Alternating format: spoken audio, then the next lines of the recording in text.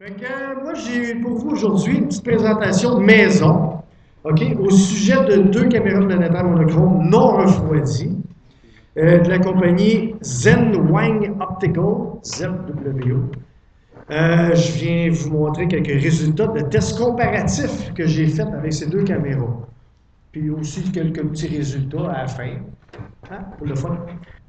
Et voilà. Fait que quand on reçoit la caméra, les caméras planétaires arrivent avec un fil USB pour la plugger, on est bien certain.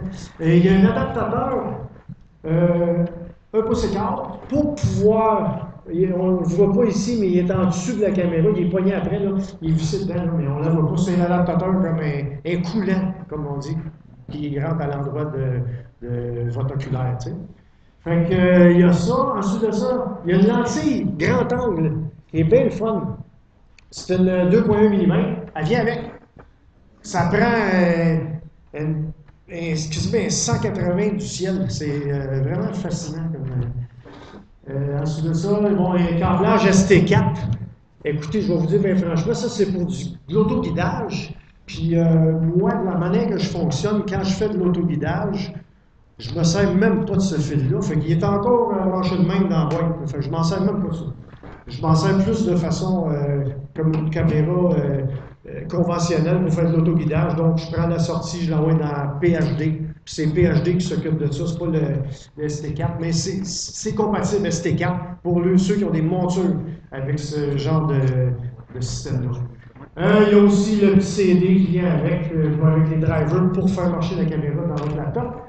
Puis les logiciels d'acquisition, il y a Fire Capture qui est dedans, puis il y a SharpCap. Moi, je préconise SharpCap parce que je trouve que, premièrement, à l'écran, il est bien moins chargé de toutes sortes d'affaires, de toutes sortes d'options, puis les principales, t'es cherches tellement qu'il y en a. Tandis que SharpCap, tu as les options principales, le gain, le gamma, l'exposition.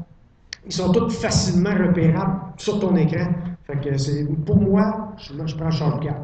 Il y a une nouvelle version, SharpCap 2, mais bon, de toute façon, elle est téléchargeable sur le net gratuitement. Fait que ça, c'est pas un problème. Donc, chaque caméra, je viens de poser ça.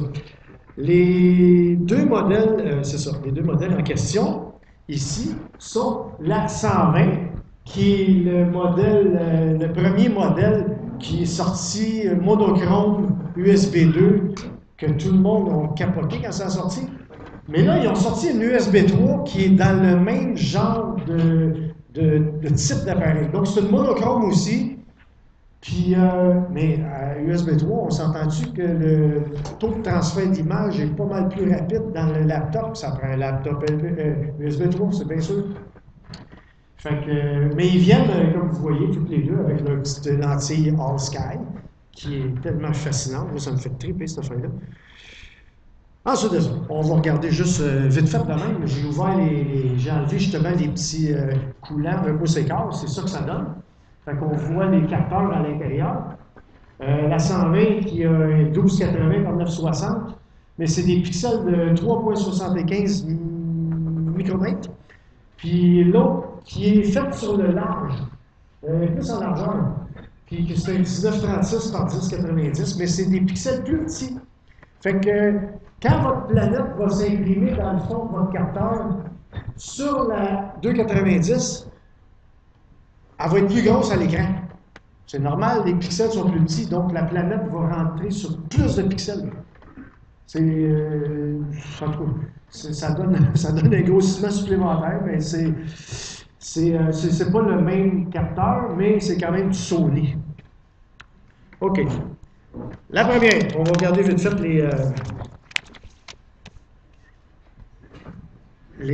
c'est ça, sont faits pour le même genre de capture, taux élevé d'images secondes. L'application principale se situe au niveau des cibles brillantes, mais vous allez voir qu'elles sont toutefois assez sensibles pour capturer des objets du ciel profond. Sont très pratiques pour l'autoguidage, mais comme je disais tantôt, je n'ai toutefois pas incorporé de test sur cet usage, car toutes deux se comportent de la même façon, juste que l'une est plus sensible que l'autre. Il faut juste ajuster le gain en fonction. Parce que dans le fond, l'autoguidage, tout ce qu'on a besoin, c'est de voir notre étoile.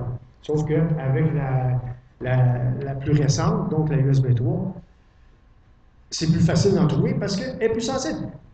Simple comme ça. Laquelle des deux qui est le plus sensible? Ah, ben voyons donc. C'est la nouvelle. Même avec les micros. Oui, oui, oui, oui. Ah oui, ah oui. Bien, et USB 3, mais vous allez voir tantôt, je vais vous le montrer tantôt. Ça fait partie des tests que j'ai faits. OK? Fait que, regarde. Là, elle, la première qui est la vieille, tant qu'à moi, fonctionne en USB 2. Capteur CMOS monochrome, 1280-960, que je vous ai dit tantôt, les pixels 3.75, l'obturation 64 microsecondes à 1000 secondes. 1000 secondes, on s'entend qu'on ne se sert pas de ça souvent avec ça. Fonction ROI, c'est la fonction Region of Interest. Ça veut dire le cadrage. On peut cadrer la grosseur qu'on veut. Si on fait Mars, bien, on coupe notre cadrage tout petit pour pouvoir avoir un taux de transfert super élevé. Donc, pour capturer du noir inutilement. OK? On s'entend que déjà, nos fenêtres de capture au Québec sont assez courtes. Là. On veut que, même si des fois je vais shooter entre deux nuages, oh, là, pow! Là, le nuage arrive, OK, fini. Fait que là, je viens de capturer le Mars. Mais ça, à un moment donné, vous allez être assez comme moi pour dire, ouais, il me semble que c'est bien plus fun de faire de l'astro. Même s'il y a des nuages, tu réussis à faire de la capture. Cool! Parce que du ciel profond, je vais vous dire que des fois, c'est pas un cadeau. T'as un nuage qui passe, ton étoile guide est perdu. Qu'est-ce que tu fais? Ah! Plus de cheveux arrachés ici, là. Tu sais? OK, fait que cette petite caméra-là, elle pèse 100 grammes. Elle supporte une grande variété de cadrages, comme je vous disais, qui sont déjà préétablis. Un coup qu'on la plug, moi, je sais bien, quand je la plug dans le laptop, mon Shortcut m'offre un choix de cadrage. Ça part de 1280 par 960, ça peut descendre à 800 par 800, ça peut aller, tu sais, il y en a déjà de préétablis. Puis je peux aussi faire un custom made, si je veux avoir un 422 par 361, mettons. Cool, non? Fait que la vitesse maximum de taux de transfert que j'ai expérimenté, c'est environ 215 images secondes, comme je disais, en cadrage réduit. OK? La deuxième, sa grande sœur, USB 3 et USB 2, ça fonctionne les deux, c'est sûr. Sauf que USB 3, c'est pas mal plus performant. Capteur CMOS aussi, monochrome, lui il est 1936 par 1090, fait sur le large, comme je vous ai montré tantôt. Des pixels de 2.9 microns, donc des pixels plus petits. L'obturation, tantôt on disait 64 microsecondes. Lui, il descend jusqu'à 32, donc 2 fois plus rapide. Puis il monte 2 fois plus, donc au lieu d'être 1000 secondes, c'est 2000 secondes, encore une fois. Quand est-ce que vous allez shooter 1000 secondes avec une caméra planétaire? C'est que quand on travaille, mettons pour le planétaire, on travaille avec des frames, 120 frames par seconde, quelque chose comme ça. Mais quand tu veux faire du ciel profond, si jamais à un moment donné on voudrait le faire, et qu'on travaille, mettons, à 600 secondes. Le bruit dans un CMOS, qu'est-ce que ça va être? 600 secondes. Oui. Je vais juste mettre ça sur le rôle pour l'instant. OK. Puis tantôt, je vais te montrer que du ciel profond, tu peux en faire avec des 4 secondes. OK. OK? On est loin du 600. Mais je l'ai fait avec du 2 minutes, du 120. OK? Je vais te le montrer tantôt, je l'ai dans mes tests. Si j'avais eu mon sarreau, vous aurez compris que j'étais en train de faire des tests. OK.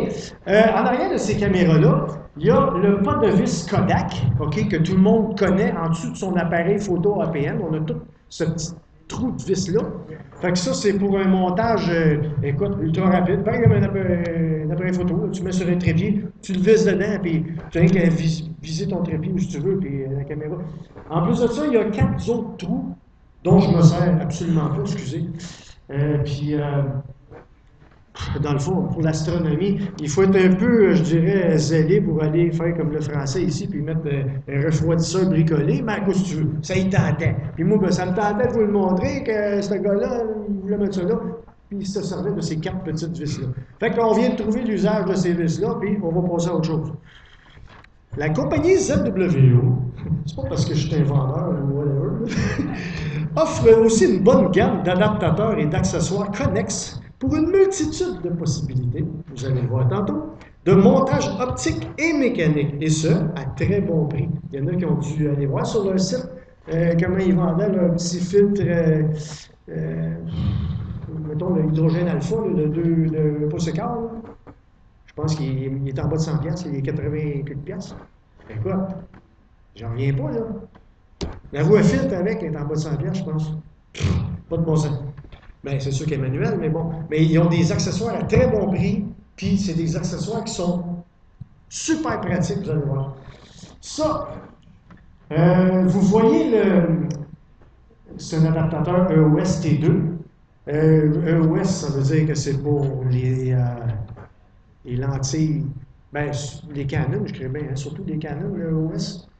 C'est bon, c'est pas mal tous les DSLR. En tout cas, lui, il est compatible Canon, OK? Puis en dessous, c'est un pot de vis T2. Vous savez c'est quoi le T2? 42 mm. Si on met un T-bracket après notre appareil photo, OK, pour pouvoir, mettons, installer un coulant 2 pouces pour rentrer ça dans le télescope, bon, bien, le pot de vis, quand on visse le trou, dans le fond, de votre T-bracket, c'est du T2. Fait que ça se visse carrément dans la caméra. On va vous montrer ça tantôt. Je vous montre juste les accessoires un peu. La roue à filtre manuelle, 5 positions. Bon, pas cher. L'adaptateur T2. C'est quoi cette petite affaire-là? Très pratique. Moi, je l'aime bien, en tout cas. Ça vient aussi avec la roue à filtre quand on l'achète. Ensuite de ça, la lentille grand angle, 2,8 mm et à 12 mm. C'est une petite lentille qui vient de sortir, qui vend à part. OK, elle ne vient pas avec la caméra, mais elle s'installe pareil comme l'autre. Sauf qu'elle est plus sensible, la lentille est plus, l'ouverture est plus grande, c'est-à-dire ça se prête mieux pour, mettons, la capture de météorites que la petite lentille qui vient avec l'appareil, avec la petite caméra. Puis, en tout cas, une petite anecdote ici, je l'ai commandé, je l'ai reçu un mercredi. Le vendredi, je faisais un test avec, là, je me rendais compte qu'il y avait un petit problème avec. Fait que là, j'ai constaté qu'il y avait un petit gap entre la section chromée et la partie noire, puis elle était comme un petit peu décentrée. Fait que j'ai envoyé un courriel à la compagnie, puis j'ai pris une photo du problème en question. J'ai vu qu'il y avait comme la perpendicularité était pas tout à fait là, elle était un petit peu faussée. Fait que quand j'essayais de faire mon focus, j'avais toujours des étoiles en coma. Même si je dépassais le point du foyer, il y avait un problème. Fait que j'ai envoyé un courriel avec la photo dans la fin de semaine, comme le samedi. Je me suis levé le lundi matin, là. Vanessa de là-bas, là, elle m'avait envoyé un courriel. Oh, we're sorry, blablabla. Bla, bla. The best thing to do, we're going to send you a camera. Airmail, is it okay? Écoute, j'ai même posé de m'assiner avec eux autres. Fait que j'attends après, je vais la recevoir. La deuxième, j'avais un problème avec la première. Hey, regarde, ça, c'est un service à la clientèle, hein? Ça entend-tu? Fait que, OK, next. Je vais vous montrer de toute façon que ça donne. OK, ici, j'avais vu aussi sur le site, je dis, regardons ça, il y a des supports pour tenir ta caméra. Fait que, à l'endroit, je vais juste me promener avec la souris, ici, où il y a l'espèce de pied, en dessous de ça, vous avez un pot de vis Kodak. Fait qu'on peut visser ça dans un trépied, hein? Un peu comme ce que je vous ai montré tantôt, le petit trou Kodak, là. Bon, fait que là, la caméra, on la rentre là-dedans. Sauf que ça, c'est pour, je n'avais pas regardé comme il faut, c'est pour ceux qui sont, les caméras qui sont refroidies, donc le diamètre est plus gros. Là, j'ai dit, tabarouette, ça ne fit plus là-dedans, là, la caméra est slack. Fait que je l'ai modifié un petit peu, puis j'ai mis comme une espèce de bande de caoutchouc que j'ai trouvé. Ça marche à merveille. Donc, rendu là, ça, je voulais vous montrer quand même la petite lentille qui vient avec la caméra, c'est la petite grand angle qui est là. Je vais vous montrer des exemples de différents montages avec leurs résultats. Donc, avec sur quoi je le mets, avec quoi je l'adapte, toutes ces affaires-là. J'ai fait des paquets de petits tests, puis je vais vous montrer mes résultats. Ça va vous éclairer un petit peu plus. T'sais? Fait que je pense que là, on part avec cette lentille-là. Oui. On voit ici la 120 à gauche. Puis ça, là, c'est des images qui sont à l'échelle. Fait que c'est vraiment le cadrage obtenu versus celui de l'un versus celui de l'autre. C'est vraiment ce que ça nous donne. Mais comme je vous dis, là, présentement, ça va être des photos plates. Parce que des photos de test, c'est des photos plates. Mais ça, c'est pas grave, parce que tantôt, il va en avoir des moins plates. Ça marche-tu, ça? Fait que, on peut voir ici mon beau poteau de téléphone. Puis, il est pas mal plus gros ici. Puis, ici, j'ai quoi? J'ai les deux maisons là, puis je vais chercher l'autre poteau ici. Là, pas de poteau là. Fait que, on voit que la 2,90, ça prend beaucoup plus large. Ça, c'est cette lentille-là. En dessous de ça. Là, je l'ai monté sur le support en question que je vous ai montré tantôt.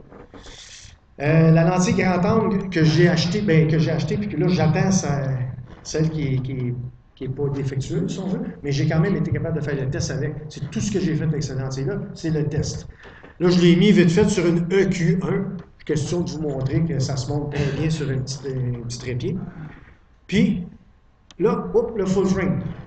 Ça, c'est le full frame que ça donne avec la 120 versus la 2,90. La lentille est ajustée à son moins gros grossissement, donc à 2,8. Là, si je la monte à 12, parce que c'est une lentille qui fait 2,8 jusqu'à 12 sur une espèce de slider, si on veut, là, ça donne comme ça.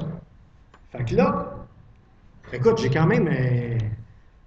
ici, il n'est pas question de combien de frames secondes j'étais, non, c'est juste vous montrer les cadrages, OK? C'est juste vous montrer le framing. OK? Après ça, qu'est-ce que j'ai... On va aller voir ça. OK, là, c'est le fameux adapteur EOS T2 qui se visse carrément dans la caméra. Fait que là, j'ai mis un objectif Canon, qui est un 11 mm, qui normalement, quand je le mets dans mon appareil photo, c'est pas quelqu'un de proche, là, le nez est trop gros, là, tu sais, puis la face, tout est déformé un peu, là. Mais avec ça, c'est pas déformé parce que le capteur est tellement petit dans ces caméras-là qu'il va chercher le milieu de ton champ.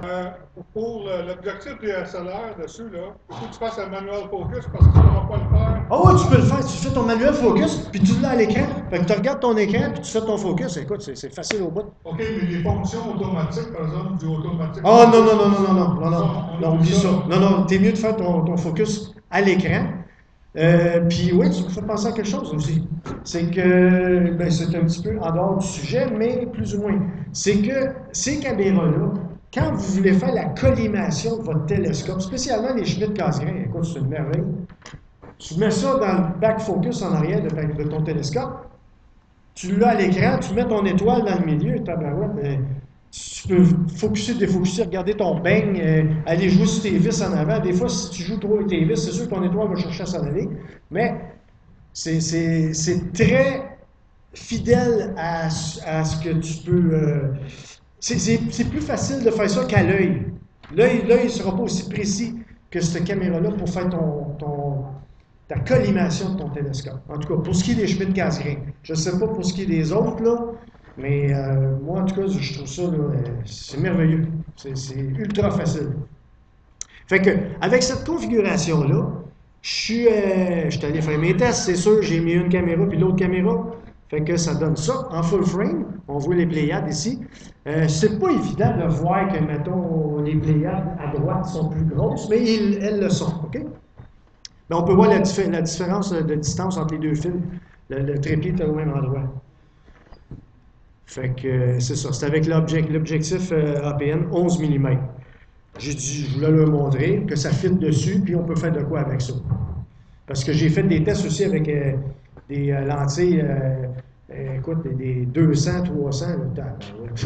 Je vais chercher le bout du sapin à 3 km. Là. Tu sais, je veux dire, c'est comme. Puis c'est rien qu'un téléobjectif. Là.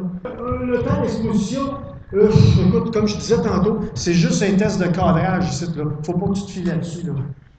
Pas de souci là-dessus, parce que tu vas voir que le temps d'exposition peut être assez différent pour le même résultat ou à peu près. OK? Ensuite de ça, qu'est-ce que j'ai là-dessus? OK. Ça, c'est... écoute, j'ai commencé à essayer du ciel profond avec ça, c'est bien sûr.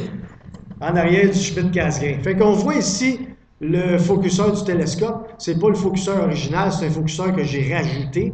OK? Vu que j'avais modifié mon télescope, ça me prenait un autre focuseur pour pallier à la modification que j'ai faite pour barrer mon miroir. En tout cas, pour faire une histoire courte, ça sort du Schmidt-Cassegrain, j'ai un réducteur de focale. J'ai fait un test avec le F30, le F3.3, qui est un réducteur qui déforme le champ un peu trop à mon goût. Sauf qu'il y a une belle... il réduit bien, je veux dire, tu sais, vous allez voir tantôt, là, la grosseur de ton objet, quand c'est des petits objets comme des nébuleuses planétaires, ça qu'on va voir, la grosseur est bonne, sauf que même dans un petit cadrage, il commence à avoir de la déformation de champ, mais c'est assez sérieux, c'est pas bien le fun. Fait que oui, j'ai la voie à filtre, fait que je peux quand même faire la couleur de DSO, de ciel profond, avec cette caméra-là, que ce soit la 120 ou la 290, à fit-là. Fait que, mais comme je vous dis, le réducteur, il y a toujours le choix, dans mon cas, de mettre le 6.3 ou le 3.3. Le cadrage original, full frame, on voit à gauche avec la 120. Je ne vous cacherai pas là, que même cette étoile ici, c'est assez affreux. Ça ressemble à ça ici. Là. Mais comme je vous dis, ça c'est la courbure de champ, c'est l'aberration chromatique. Pas chromatique, optique du réducteur 3.3. Mais ça vous donne une idée. Hey, quand tu réduis à 3.3, ça veut dire que ma focale est de un tiers de 2800. En tout cas, 28 divisé par 3, 2800 divisé par 3. Fait que ça, c'est avec le réducteur 3.3. C'est ça que ça donne. Là, j'ai indiqué, on va faire un cadrage 640 par 480, les deux. Fait que là, vous allez avoir le nombre de pixels égal de chaque bord. Ça donne ça. Fait qu'on voit bien qu'à droite, elle est plus grosse, la petite M57, qu'à gauche.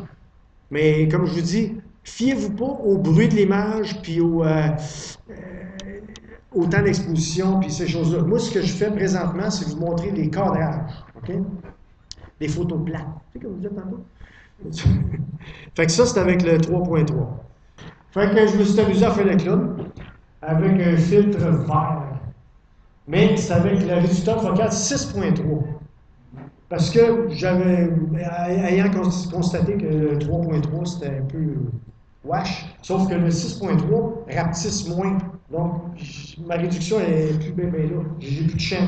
Mais, je pogne ma nébuleuse planétaire pareil. Je commence à ramasser des détails à l'intérieur. Ça, c'est juste un petit test. C'est la première fois que je m'en ai là-dessus. Là. Fait que j'ai hâte à cet hiver. Le clown va être là. OK, fait que ça, c'est en 640 par 480, qui est un cadrage anciennement standard, si on peut dire. OK, parce que les petites caméras planétaires, dans le temps, comme les Neximage, tout ça, c'était tout pas mal 640 par 480. OK, bon, maintenant, passons aux choses sérieuses. On voit le Schmidt-Cassegrain, puis là, j'ai ma lentille hyperstar que je viens de me procurer. Bien content, monsieur. Fait que là, j'ai mis ma caméra ASI avec l'adapteur EOS-T2 parce que la lentille hyperstar que j'ai achetée est incompatible. Il y a plusieurs choix de montage de ces lentilles-là quand tu l'achètes. Tu peux l'acheter avec il y a un petit tiroir sur le côté pour pouvoir mettre un film puis le rentrer. Mais j'ai lu qu'il y avait des problèmes des fois de perpendicularité du fil par rapport au train optique. Fait qu'à ce moment-là, moi, j'ai opté pour celui que, ici, là, on voit la petite ligne là, entre les deux parties sombres bleutées un peu. Là. Ça se dévisse. En dévissant ça, tu peux visser un filtre 2 pouces en dedans de ça.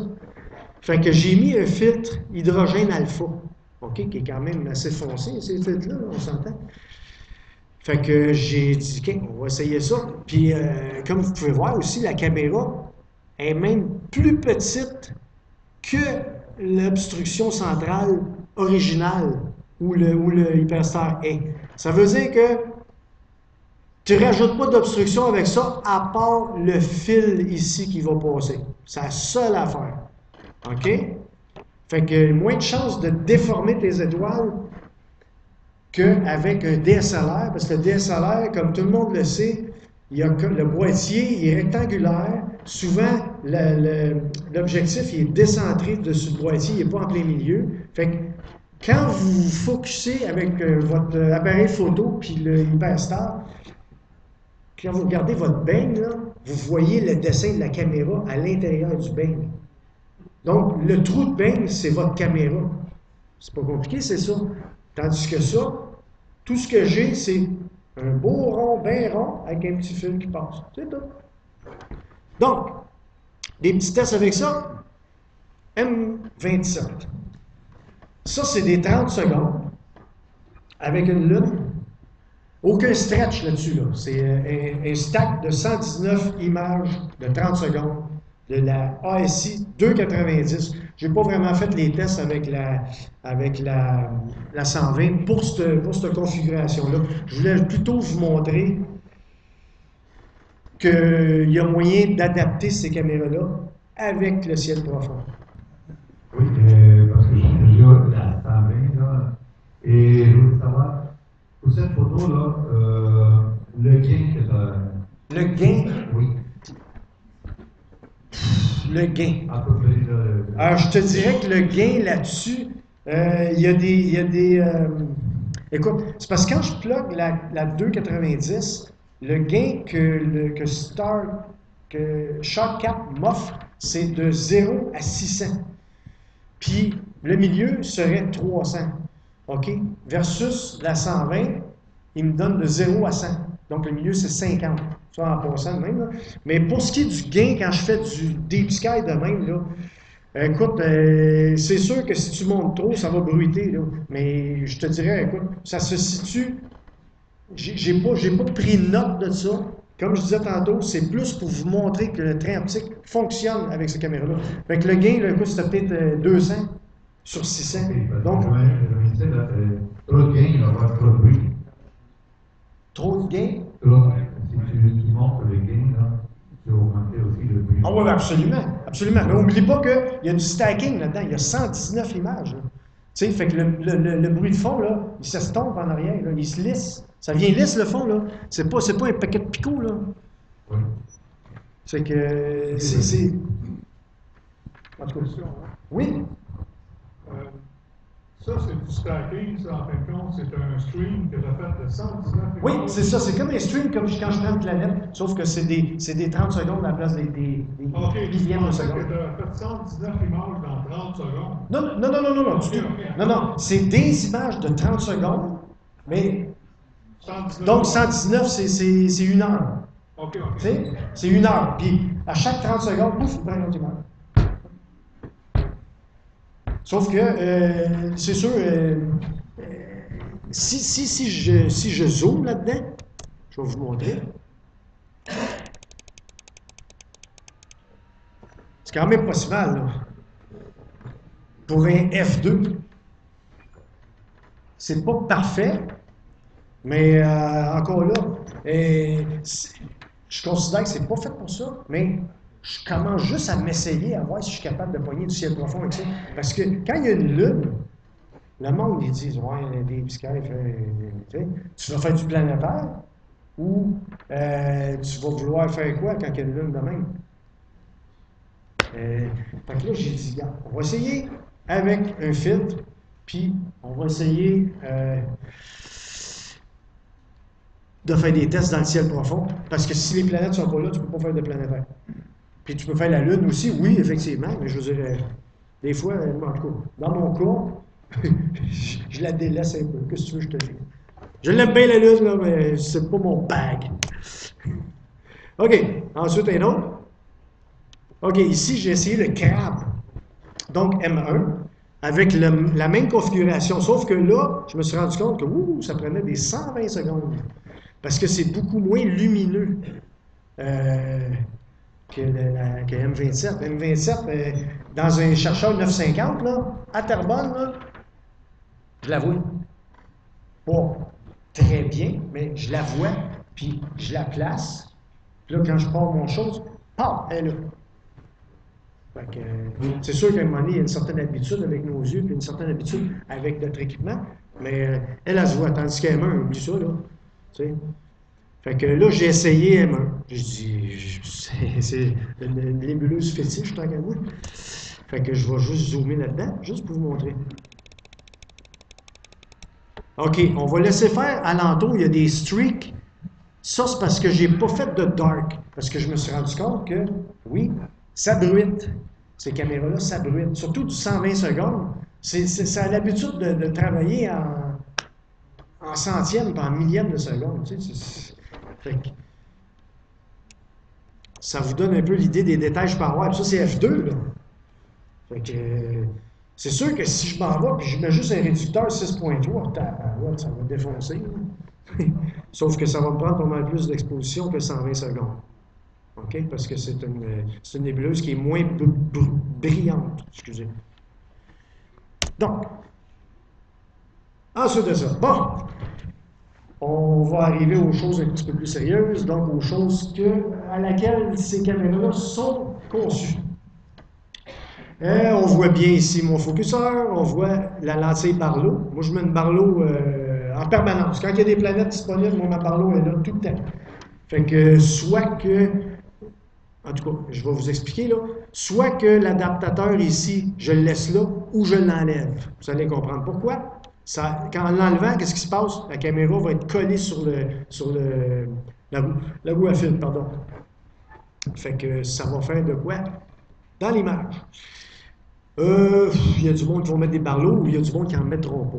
Moi, j'aime ça quand je la vois, la planète. J'aime ça quand je suis capable de l'avoir grosse sur mon laptop quand je la capture. Fait que, on voit ici, j'ai fait un cadrage de 352 par 352. Puis, sur le même train optique, mis à part cet adapteur-là, OK, avec le même cadrage, je vais changer l'image, là, vous allez voir. Regardez la planète. Hop, à rapetisser. Fait qu'en enlevant cette affaire-là ici, on rapproche la caméra. Donc, la Barlow qui fait une projection, excusez, la projection est beaucoup moins accentuée, comme ça. Fait que si le seeing est bon, vous prenez ça. Puis si le seeing n'est pas bon, vous l'enlevez. Ben moi, c'est bon, c'est de la manière que je fonctionne. À la place d'enlever une Barlow, je fais juste jouer avec l'espace, dans le fond, entre l'espace du capteur à la Barlow. C'est ça qui va me donner un grossissement plus élevé ou moins. C'est sûr que ça va jouer un peu sur le fait que le ratio focal est différent. Il ne sera pas exactement à F20. Il peut être à F21. Tu sais, regarde, who knows? Moi, ce que je me dis, c'est le but là-dedans, c'est que s'il y a bien la turbulence, je vais grossir moins. C'est comme, on veut moins que ce soit... puis de toute façon, c'est plus lumineux quand c'est plus petit. On s'entend que l'exposition va être beaucoup plus courte. Tu sais, dans cette configuration-là, c'est du 100 frames secondes. Bien ici, je peux arriver et pouf, tomber à 120. Bien là, à 120, j'ai bien plus d'images secondes. Si je fais, tu sais. Fait que ça penche dans la balance en bout de ligne quand on fait notre stacking par après. On a plus de choix d'images à traiter à ce moment-là. OK, next. Comparatif de sensibilité avec constante à l'histogramme. Je l'ai appelé comme ça, je trouvais ça cool. Fait que, on voit ici avec mon petit entouré bien maison, ma base d'histogramme se termine à 224 sur 255, 256 qui est le pic.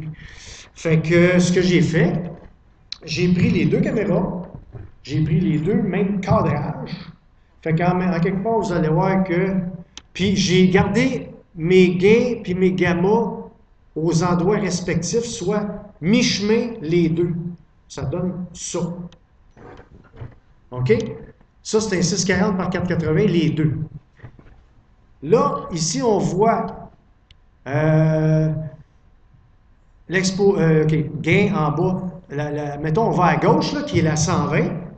Le gain tout à fait en bas, c'est 50, donc 50 sur 100, moitié. Le gamma, 50 sur 100, moitié. À droite, gain 300 sur 600, la moitié, puis gamma 50 sur 100, la moitié. Puis regardez le temps d'exposition. 0,0038. 0,0038 pour la 120, puis 0,0014. Calculez ça comme vous voulez, là. C'est quoi la différence entre le ratio entre 14 et 38, là? C'est pas loin de 3 fois. 3 fois 14? Moi, je suis tellement bon en maths, là. Fait que beaucoup plus d'images secondes à droite pour, je dirais, le même type d'image. Oui, ça cherche à être un peu plus bruité à droite, mais dites-vous bien que c'est parce que les pixels sont plus petits. Mais à la quantité d'images supplémentaires que vous allez avoir, votre grain, là, bye-bye. Vous l'aurez vu, là. C'est négligeable. Moi, je vous le dis par expérience parce que je vais dans mon observatoire de temps en temps.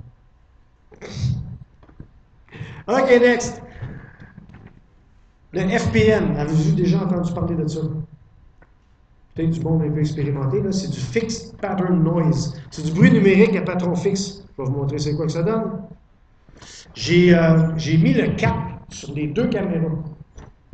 J'ai mis la vitesse d'obturation au maximum, les deux, donc dans le tapis, le plus vite possible. Le gain au maximum, puis le gamma à moitié. Là, je vais vous dire, bien franchement, il a fallu que je stretch l'image dans Photoshop pour aller voir c'était quoi, parce qu'on ne le voyait pratiquement pas à l'écran. Si je ne stretchais pas, on ne le voyait pratiquement pas. Fait que là, je l'ai stretché dans Photoshop juste pour vous montrer le fond. Fait que là, vous pouvez voir qu'à gauche, qui est la 120, regardez ce qui se passe. Il y a une espèce de banding vertical. Puis ça, je l'avais détecté, ça fait longtemps. J'avais lu là-dessus sur les forums Cloudy Nights, que le monde probablement connaisse. Puis il y a du monde qui s'était plaint de ça, puis qui disait qu'il y avait que certaines caméras le faisaient, d'autres le faisaient pas, que ça le faisait de temps en temps, ça le faisait pas une autre fois, c'était comme aléatoire ou c'était comme intermittent, ou je sais pas trop. Mais moi, je vais vous dire franchement, plus on monte le gain sur cette caméra-là, plus ce FPN-là va comme apparaître.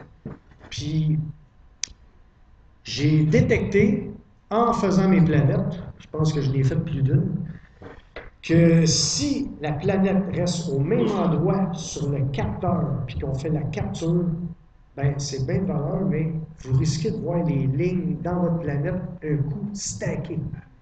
Puis quand j'ai vu ça, je ne l'ai pas trouvé bien fun. Fait que je me suis dit, il ne faudrait pas que les lignes restent là. Il faudrait que, en quelque part, ils disparaissent. Qu'est-ce qu'on fait dans ce temps-là? On fait du dithering manuel. Fait que ce que je fais, bien, ce que je faisais quand je me servais beaucoup de la 120, parce que je ne vous cacherai pas que ça, je me sers pas mal plus de la 290 pour faire mes planètes, mais j'ai gardé les deux pareils, là, faites-vous-en pas. Ce qui arrive, c'est que je vais faire une planète. Là, je vais vous montrer, on va le voir comme il faut, là. On va juste faire ça, puis ça. Check bien ça. Là, vous allez voir le bruit numérique. Là. Voyez-vous les lignes verticales? Les voyez-vous? Les voyez, hein? Bon, ben regardez la planète, qu'est-ce qui se passe avec ça? On voit la tache rouge. Ben ça, c'est le filtre bleu en passant. On voit j'étais chanceux, c'était une Christie belle soirée, ça. On voit que je fais valser ma planète d'un bord et de l'autre, tranquillement. Ben là, on ne voit pas bien, mais j'avais pris cette habitude-là, puis vraiment, là, je vais vous dire franchement, là,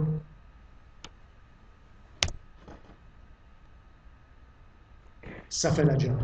Parce que j'ai essayé de retrouver des images avec des lignes dedans, puis c'était au début que j'avais cette caméra-là, mais j'en trouvais plus, pour moi, je les ai flushées. Tu sais? Mais j'ai pas eu le temps d'en faire parce que les planètes n'étaient plus là. Quand j'ai commencé à faire mes tests pour la présentation aujourd'hui, les planètes étaient fait que, en tout cas, on fait ce qu'on peut, ils sont là. Remarque, j'aurais peut-être pu essayer sur la Lune, mais il y a eu comme une lacune de ciel derrière moi. On fait ce qu'on peut, ce qu'on a, encore une fois. Fait que c'est ça, comme vous pouvez voir, j'ai fait mon stacking, puis il n'y a aucune ligne qui apparaît whatsoever. J'essaie de me virer de tout bas, de tout côté avec l'écran. Tu sais, des fois, tu vas comme pencher ton écran par en arrière pour essayer de voir plus. Dans le fond, c'est comme si ça jouait avec les gamins quand on joue avec notre écran. Fait que j'ai pas trouvé de streak dans ma planète. Fait qu'à ce moment-là, quand j'ai découvert qu'en faisant ce dithering-là, j'étais bien content. Fait qu'à chaque fois que je faisais mes captures par après, je m'amusais à revenir ma planète tranquillement pour vite. J'ai juste posé des bougeais, je changeais de place, je revenais. Change de film, même affaire. Change de film, même affaire. Merveilleux. Ça fait une bonne job. OK. Je vais vous montrer quelques petits exemples un peu plus concrets de ce qui peut se produire quand on met la caméra dehors. Ça, c'est avec la petite lentille. Ça, c'est la 120. Avec la petite lentille 2.1 mm qui vient avec la caméra. Thomas l'a expérimenté, ça.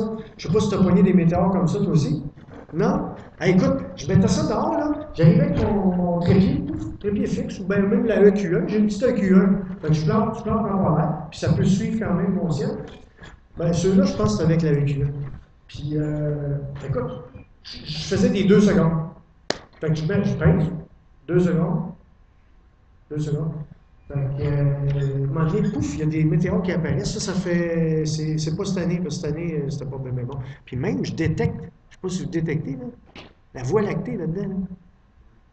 En 2 secondes, là. La Voie Cassiope ici, là.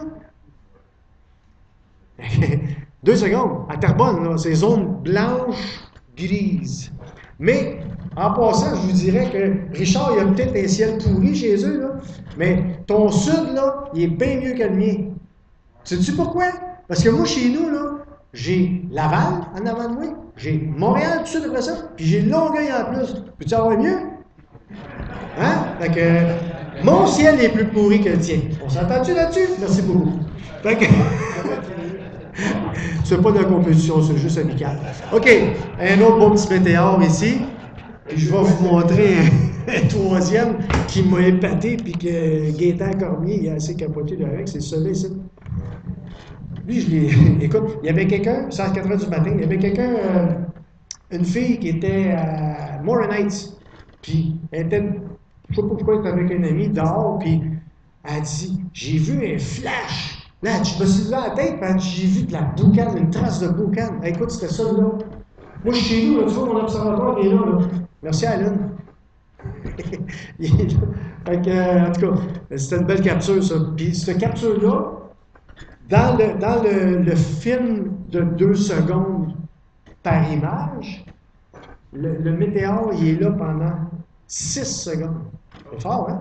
J'ai du data sur 3 images.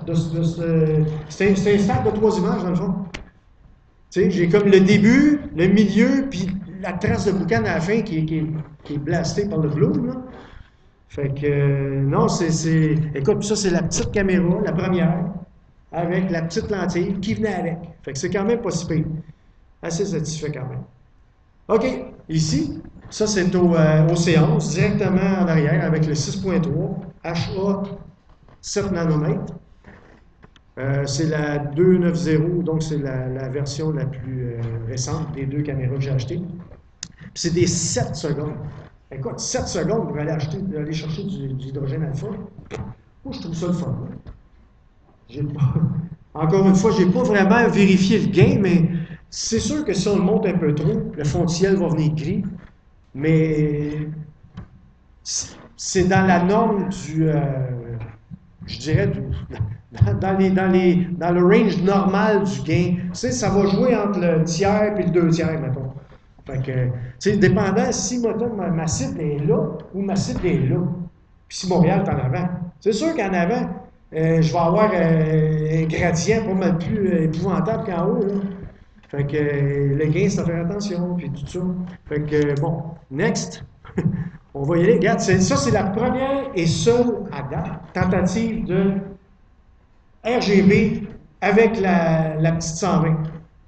Tout ça, c'est la 120? Non, c'est la 290. C'est vrai, je venais juste de la ramasser. Puis là, j'ai dit, il faut que j'essaye ça, Fait que, écoute, c'est quand même impressionnant, là. Ça, c'est des 4 secondes. Sur le rouge, c'est des 4 secondes. Sur le bleu, c'est des 4 secondes. Puis sur le vert, parce qu'il n'y a pas beaucoup de vert là-dedans, c'est du 5 secondes, si je me rappelle bien. Fait que, ben même, on peut le voir un petit peu, parce que moi, je trouve que le fond du ciel est comme verdâtre. OK? Parce que je voulais pousser le vert pour pouvoir essayer d'en sortir le maximum, mais bon. Mais écoute, pour une caméra qui fait des planètes, là, un petit peu de solaire ici.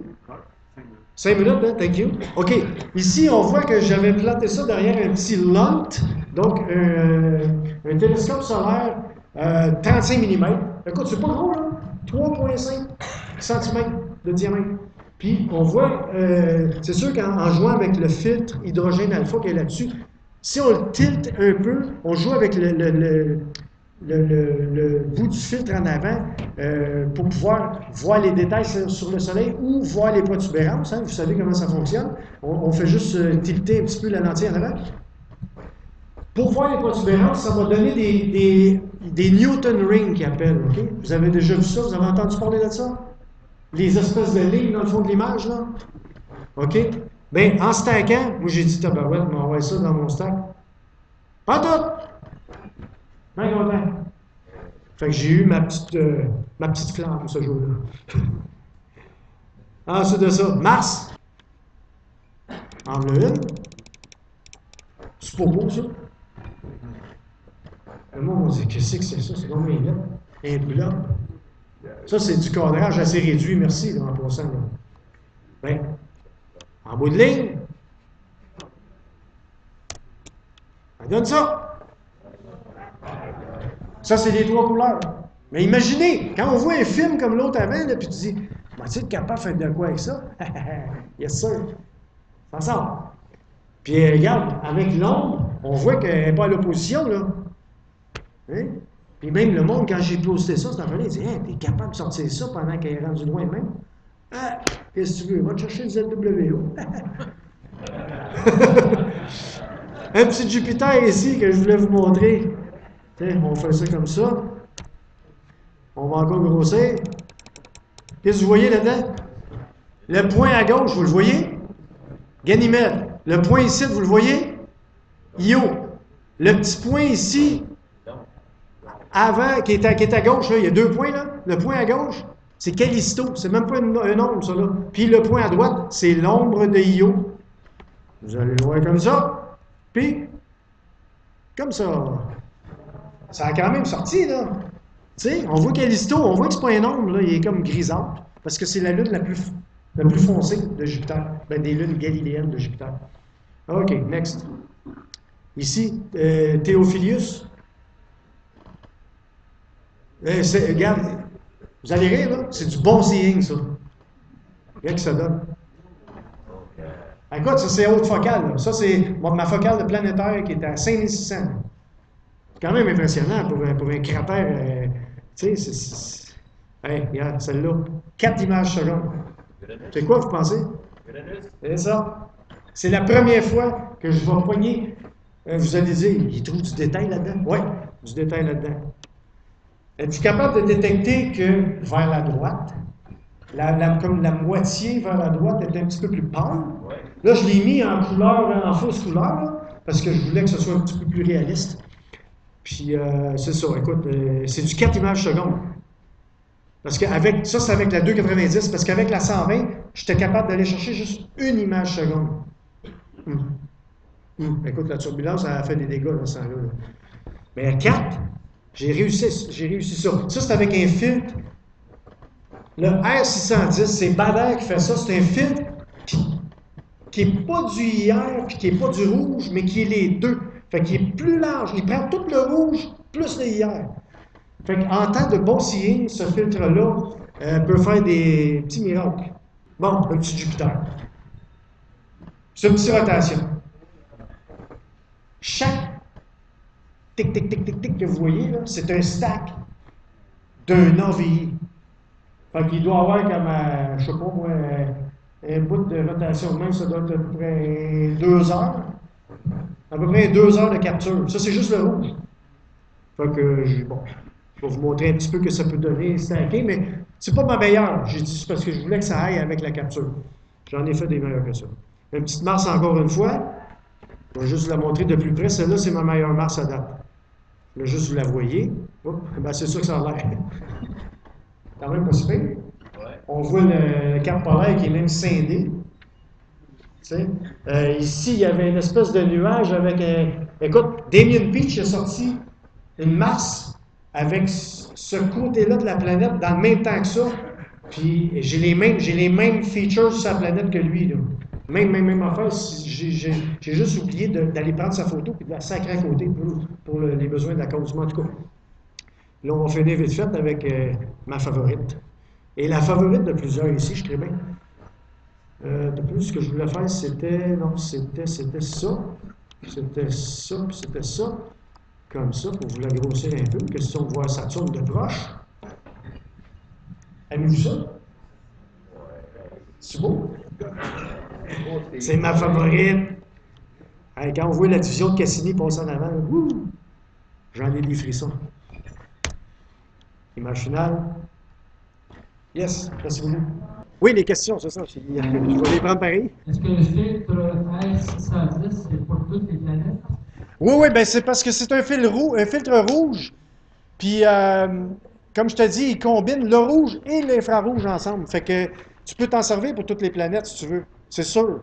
Sauf que pour maximiser mes chances de pogner des détails sur Uranus, c'était ça qu'il fallait faire. En passant, il n'est pas disponible au Canada. Je l'ai commandé des États. Parce qu'il n'est pas disponible au Canada. La maison d'astronomie ne savait même pas c'était quoi. Question. Où on peut se procurer la caméra et combien?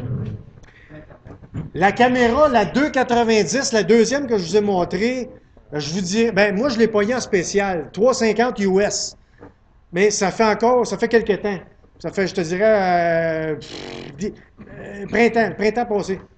Puis, écoute, si vous avez une des deux caméras à vous acheter, là, ramassez-vous avec la USB 3, la 290, je vous le conseille fortement. Il y a une bonne différence avec l'autre. Mais l'autre, pour moi, a été un bon départ avec ça.